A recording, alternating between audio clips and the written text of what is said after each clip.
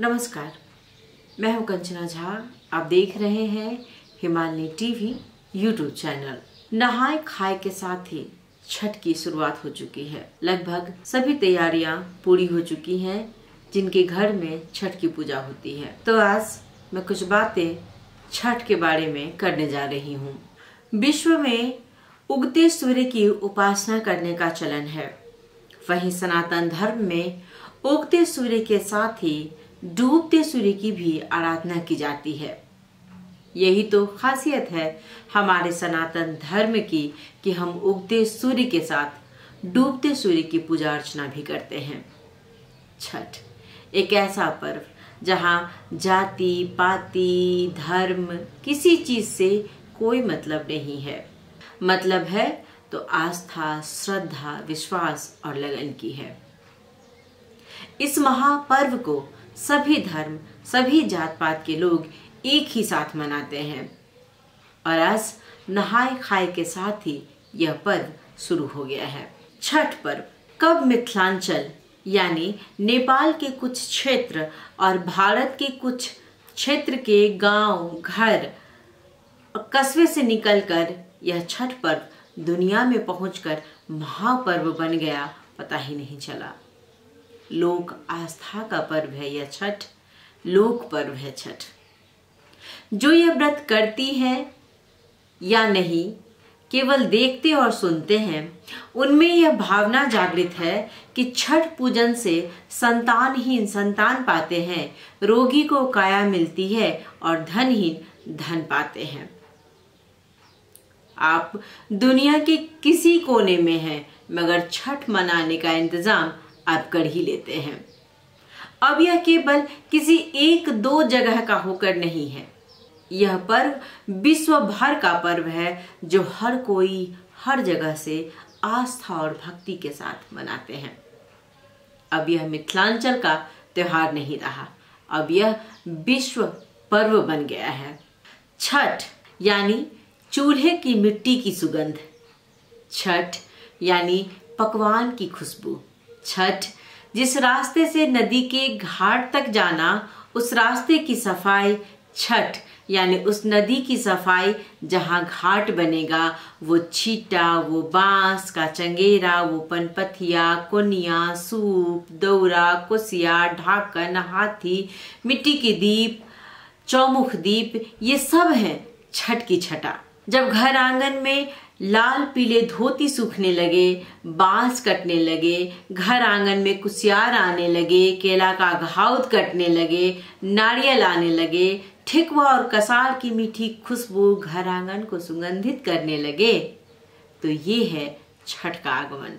आपने गौर किया होगा कि आजकल के बच्चों को अगर आप कहें कि सब्जी ले आओ झोला में डाल करके या झोला ले करके जाओ, सब्जी ले करके आओ, वो कभी नहीं जाएगा, वो जाना ही नहीं चाहता है। लेकिन छठ एक ऐसा पर्व है जिसमें बच्चों में, युवाओं में बहुत उत्साह रहता है और जवान बच्चे जो अपने लिए, अपने घर के लिए झोला लेकर सामान लाने तक को नहीं निकलते हैं, लेकिन इस दिन सज धज कर जो है साफ कपड़े पहनकर सर पर दौरा लेकर के गीत गाते छठ के घाट पर पहुंचते हैं। घर में आपके जितने भी सामान हैं वो सभी सामान लेकर के वो पहुंचा देते हैं खुशी खुशी। ये है आस्था और विश्वास ईश्वर के प्रति, उगते और डूबते सूर्य के प्रति, छठी मैया के प्रति, राना मैया के प्रति। छठी मैया से लोग संतान की मांग करते हैं, उनके स्वास्थ्य और लंबी उम्र की मांग करती हैं। और हाँ, ये व्रत केवल महिलाएं नहीं करती हैं। आपने बहुत जगह देखा होगा कि पानी में, पोखर या तालाब में जहाँ महिलाएं खड़ी रहती हैं वहाँ पुरुष भी खड़े रहते हैं। यह पर्व वो भी उतनी ही श्रद्धा और विश्वास के साथ मनाते हैं। किस श्रद्धा और भक्ति से लोग 4 दिन तक इस कठिन व्रत का पालन करते हैं। महिमा इतनी अगम अपार कि कोई कहीं से भी करे पुकार सुन ही लेती है वो। शाम के डूबते सूर्य की लालिमा उतनी ही गहरी होती है जितनी सुबह के सूर्य की लालिमा। 4 दिन का यह महापर्व नहाए खाए के दिन से शुरू हो जाता है, यानी आज 5 नवंबर से यह छठ का पर्व शुरू हो चुका है। दूसरे दिन यानी कल 6 नवंबर को खरना का व्रत होगा, जिसमें व्रती गुड़, दूध और अरबा चावल का खीर बनाती हैं। जितनी उनकी मनौती रहती है उतनी जगह पर एक ही केला के पत्ते पर वो रखती हैं, भगवान को अर्पित कर प्रसाद वह स्वयं ग्रहण करती हैं। उसके बाद यानी व्रती के प्रसाद ग्रहण करने के बाद ही यह सबको परोसा जाता है। इस दिन को खरना कहते हैं। और छठ का तीसरा दिन यानी कार्तिक मास के शुक्ल पक्ष की षष्ठी तिथि को डूबते सूर्य को अर्घ्य देकर छठ की पूजा की जाती है। यह विशेष दिन माना जाता है जब डूबते सूर्य की पूजा की जाती है। उस दिन शाम के समय किसी तालाब या नदी में खड़े होकर डूबते हुए सूर्य को अर्घ्य दिया जाता है। इसके पीछे बहुत सी कथा कहानी जुड़ी हुई है। मान्यता यह है कि सूर्यास्त के समय सूर्य देव अपनी दूसरी पत्नी प्रत्युषा के साथ होते हैं और इस समय उन्हें अर्घ्य देने से जीवन में चल रही सभी प्रकार की परेशानियां दूर हो जाती हैं और मनोकामनाएं पूरी होती हैं।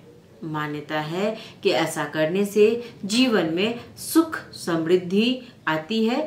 वैसे तो बहुत लोगों ने इसे अपने अपने तरीके से बताया है। ये सनातन धर्म ही है कि हम डूबते हुए सूर्य की पूजा करते हैं।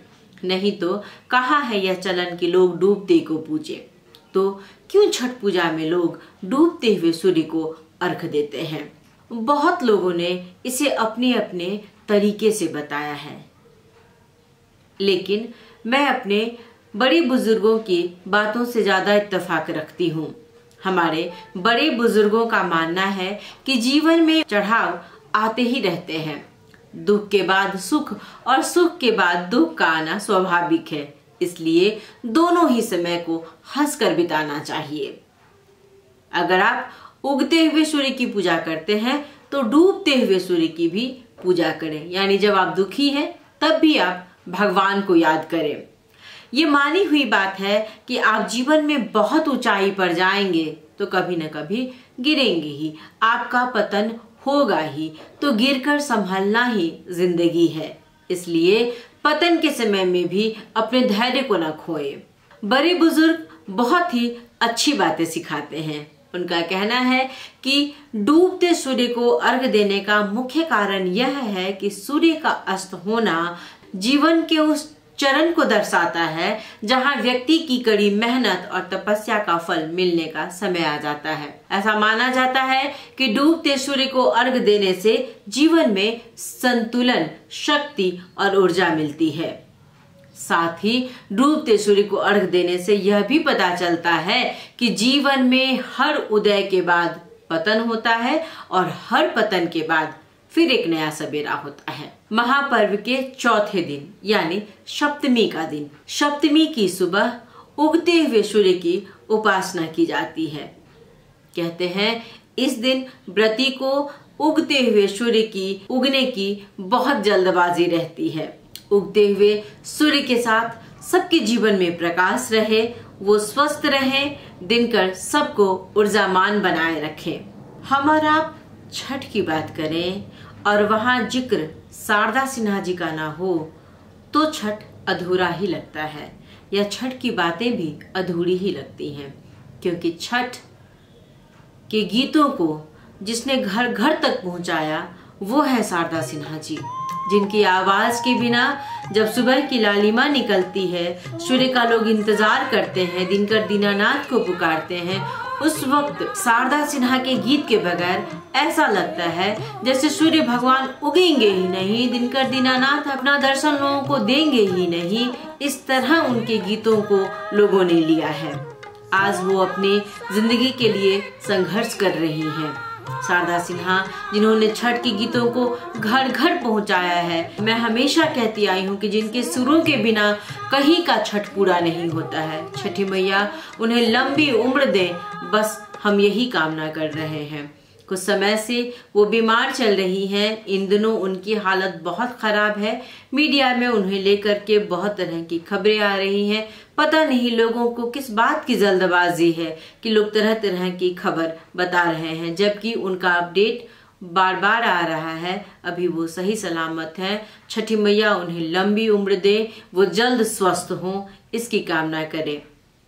ऐसा नहीं है कि यह पर्व सिर्फ एक धार्मिक पौराणिक है। छठ पर्व को यदि वैज्ञानिक दृष्टिकोण से देखा जाए तो षष्ठी तिथि को एक विशेष खगोलीय परिवर्तन होता है। इस समय सूर्य की पराबैंगनी किरणें पृथ्वी की सतह पर सामान्य से अधिक मात्रा में एकत्र हो जाती हैं। उसके संभावित कुप्रभावों से मानव की यथासंभव रक्षा करने का सामर्थ्य इस छठ पूजा की परंपरा में है। इस पर्व का वैज्ञानिक महत्व है, जिसके माध्यम से पराबैंगनी किरणें की जो हानिकारक प्रभाव है उससे जीवों की रक्षा संभव है। पृथ्वी के जीवों को इससे बहुत लाभ मिलती है। ये है इसका वैज्ञानिक कारण। इसे यदि वैज्ञानिक दृष्टिकोण से हम देखें तो ये पाते हैं। अब बहुत सी बातें हैं, जैसे छठ को किसने शुरू किया, कब शुरू किया, पहली बार किसने किया होगा, तो इन सब बातों को लेकर के बहुत सी बातें हैं। अगर इनमें जाए तो बहुत ज्यादा समय लगेगा या इसका अंत नहीं है। कितनी बातें हैं। बहुत जगह लिखा गया है कि पहली बार इस छठ पर्व को महाभारत के काल में द्रौपदी ने किया था। बहुत जगह यह भी लिखा है कि रामायण काल में माता सीता द्वारा छठ की पूजा की गई है। हाँ, कर्ण को लेकर के भी कहा गया है कि कर्ण जो कि प्रत्येक सुबह को सूर्य की उपासना करते थे और कमर तक तालाब में जो डूबे रहते थे, हो सकता है कि वहीं से यह परंपरा चली आई हो। आज भी जब हम नदी और पोखर में देखते हैं लोगों को अर्घ देने के लिए खड़े हुए रहते हैं, वो व्रती जो खड़ी रहती हैं, महिलाएं या पुरुष जो खड़े रहते हैं, वो सभी कमर तक डूबे रहते हैं। हो सकता है कि यह चलन वहीं से आया हो। और भी बहुत सी बातें हैं इसको लेकर के। हमारा तो मानना है कि छठ प्रकृति है, छठ कृषि है, छठ नदी है, पोखर है, तालाब है, फल फूल है, सूर्य है, ऊर्जा है, लोकगीत है, लोक आस्था है, ईश्वर है, दिनकर है, दिनकर की लाली माँ है, राना मैया है, छठी मैया है, न जाने कितने रूप हैं इनके। हम सबकी पूजा करते हैं। 4 दिवसीय इस पर्व को करना आसान नहीं है, लेकिन लोग करते हैं क्योंकि कहते हैं कि भक्ति में शक्ति है, और जिसके कारण माँ छठी मैया को माँ को अर्घ दिया जाता है। और छठ के गीतों में जो एक लोक आस्था है, लोकगीत का जो चलन है इस छठ पर्व में, वह देखने को मिलता है, जहाँ लोग हमेशा इस बात का जिक्र करते हैं कि जितने भी घर के लोग हैं, जितने भी समाज के लोग हैं, कोई भी निर्धन नहीं रहे, सभी सुखी रहे, संपन्न रहे, सबके सीथ में सिंदूर रहे और आंचल भरा रहे उनका। तो ये सब छठी माता की कृपा है। सबकी ईश्वर सबकी सुनते हैं। सूर्य जो जीवन दाता है और छठी माता को संतान की देवी माना गया है। इस पर्व को लेकर क्या मांगते हैं लोग? अपने परिवार की समृद्धि और बच्चों के लिए लंबी उम्र की प्रार्थना करते हैं। यही ना, छठ पर्व के दौरान हम प्रकृति के प्रति अपना आभार व्यक्त करते हैं कि प्रकृति ने हमें बहुत कुछ दिया है। यह पर्व हमें प्रकृति की संरक्षण का महत्व सिखाता है। छठ का व्रत बहुत कठिन होता है, लेकिन फिर भी लोग इसे श्रद्धा और आस्था के साथ करते हैं। मैंने शुरू में ही कहा कि छठ पर्व में कोई जात जाति नहीं है। सभी वर्गों और समुदायों के लोग एक साथ इस पर्व को करते हैं। आपको यह मेरी बात कैसी लगी? इस पर्व को लेकर के बहुत सी बातें हैं, बहुत कुछ मैंने कहा, बहुत सी बातें रह गई होंगी। फिर कभी अवसर मिला तो मैं जरूर उन बातों को समेटूंगी। आप अपना सुझाव सलाह हमें अवश्य दें। और हाँ, अगर आपने मेरी बात देखी है तो हमारे YouTube को जरूर सब्सक्राइब कर दें। नमस्कार।